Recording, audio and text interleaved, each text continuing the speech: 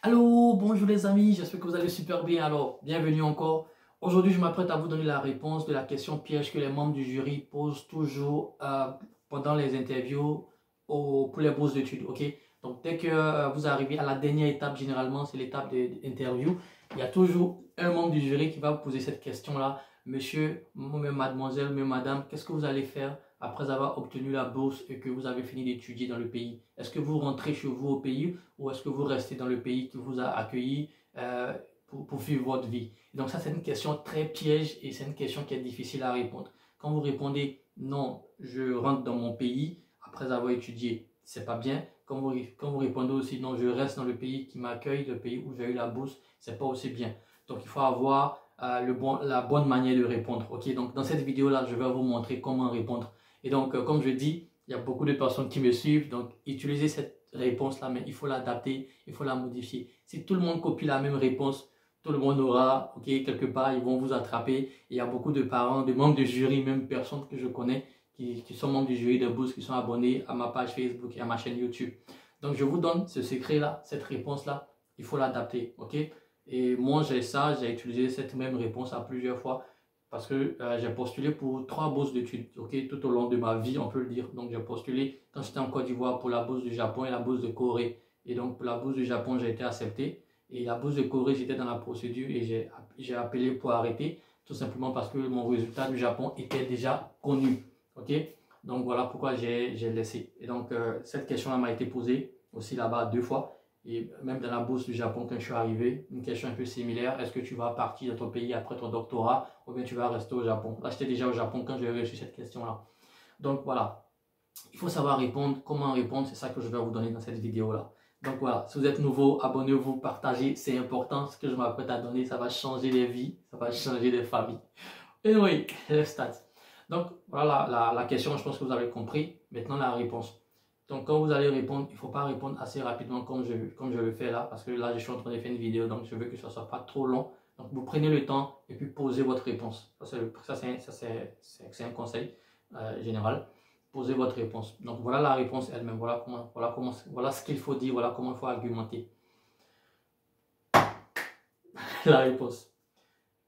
Merci, monsieur le membre du jury, d'avoir posé cette question-là. Pour moi, c'est une question assez pertinente et j'y avais pensé un tout petit peu, bien avant cette interview-là. Comme vous avez pu le constater sur mon CV ou bien sur mon profil, je suis quelqu'un qui est vraiment très porté vers le développement. Quand je parle de développement, je parle du développement de mon pays, développement personnel, mais aussi du développement de toutes les relations entre mon pays et d'autres pays.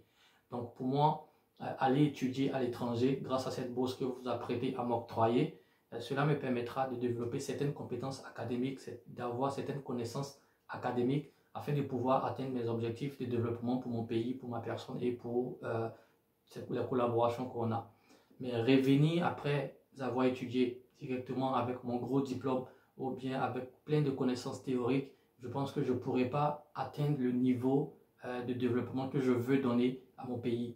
Donc pour moi, avoir la possibilité de pouvoir, après les études, après avoir fini mon diplôme là-bas, pouvoir aussi apprendre, ok, dans le milieu professionnel, pouvoir acquérir des connaissances pratiques, des connaissances qui vont me permettre aussi d'atteindre mon objectif de développement. Donc pour moi, ce développement-là, il ne sera pas que théorique, mais il faut aussi de la pratique, il faut des connaissances, il faut de l'expérience professionnelle dans ce pays qui va me recevoir.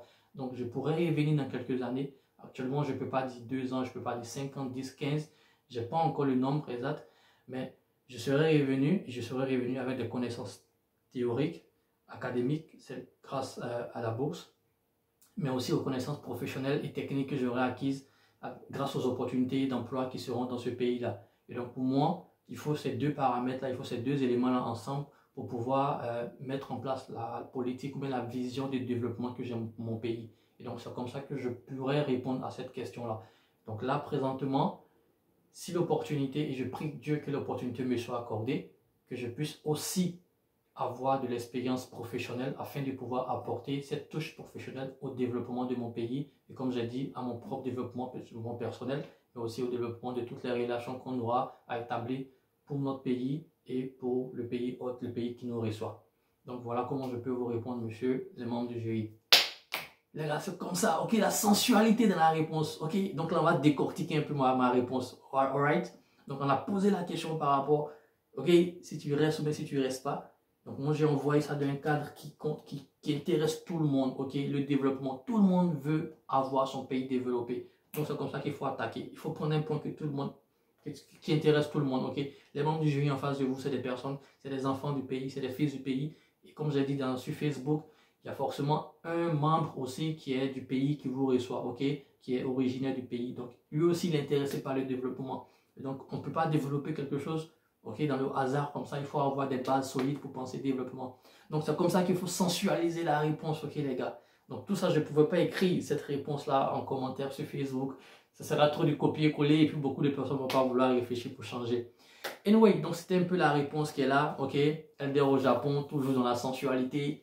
Et puis toujours la tête pensante. Voilà, donc on va s'arrêter là, je pense. L'application est déjà disponible, ok. Pour ceux qui ont Android, vous pouvez installer notre application Android. iOS, on est en train de faire la révision. Bon, on a fini notre côté. On a déposé chez Apple Store, ils sont en train de vérifier. Donc ça sera bon, ils vont publier. Il y a quelle autre information? Le Club des boursiers, c'est un groupe, ok, sur Telegram. Pour tous ceux qui ont des questions par rapport aux bourses, vous pouvez nous rejoindre. On est 4 boursiers dedans, 4 anciens boursiers.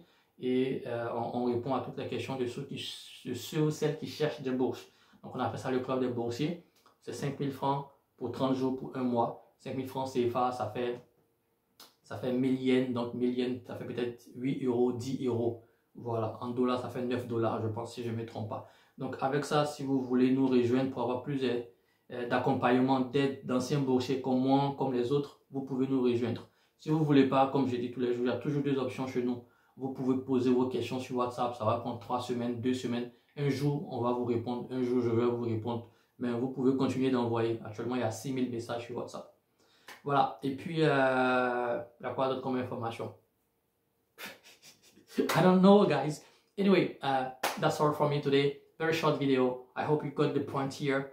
You have to make it, you have to customize my answer. Don't copy my answer. Don't give my answer to everyone, okay? Just customize it and then use it, to your convenience.